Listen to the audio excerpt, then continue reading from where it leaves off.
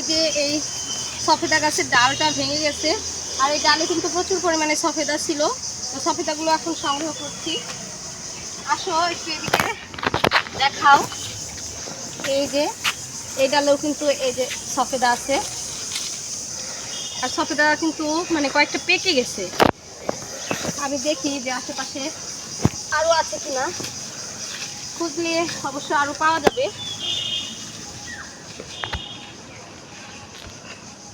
আপনারা সাথেই থাকুন, দেখতে থাকুন আমি কতগুলো সফেদা সংগ্রহ করি। এই তো আমি কিন্তু অনেকগুলো এই যে সফেদা সংগ্রহ করে ফেলেছি। এর মধ্যে কয়েকটা সফেদা কিন্তু একদমই পাকা। আর এই সফেদা ফল আপনাদের কেমন লাগে অবশ্যই কিন্তু কমেন্ট করে জানাবেন। আর আপনাদের আঞ্চলিক ভাষায় কোনো নাম আছে কিনা, থাকলে তাও জানাবেন। আসলে নিজেদের গাছ থেকে কোনো কিছু সংগ্রহ করার আনন্দটাই আলাদা। আসলে কিন্তু এই যে বিকেলবেলা ছাদে আমি এমনিতেই ঘোরার উদ্দেশ্যে আসছিলাম। সফেদার ডালটা যে ভেঙে পড়েছে আমি জানতামই না। তো আসার পরে যখন আমি দেখলাম যে ডাল ভেঙে পড়েছে, তখনই কিন্তু ঘর থেকে যে ঝুড়ি নিয়ে এসেছি, এসে এই সফেদাগুলো সংগ্রহ করলাম। আর দেখেন বিকেলের পরিবেশটা কিন্তু অনেক সুন্দর। আর সফেদা ফলগুলো খেতে কিন্তু ভীষণ মিষ্টি, আর সাইজটাও কিন্তু অনেক সুন্দর। তো আপনাদের কাছে সফেদা ফল কেমন লাগে অবশ্যই কমেন্ট করে জানাবেন।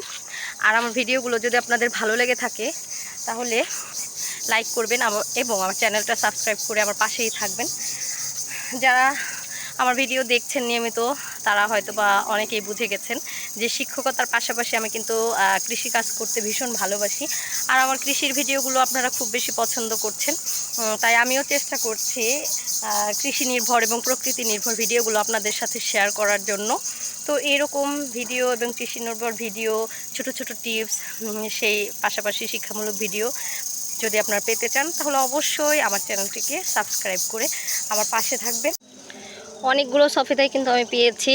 আর সফেদাগুলো কিন্তু এই যেমন এটা একদমই পাকা, এরকম কয়েকটা পাকা আছে।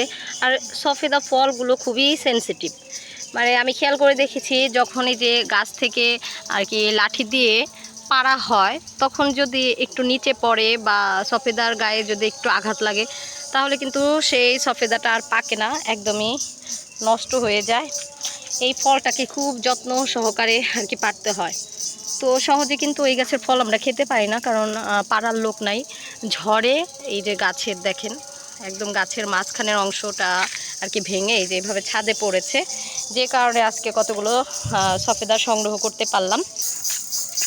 তো সবাইকে ধন্যবাদ জানিয়ে আজকের ভিডিওটা এখানে শেষ করছি। সবাই ভালো থাকেন, আল্লাহ হাফেজ।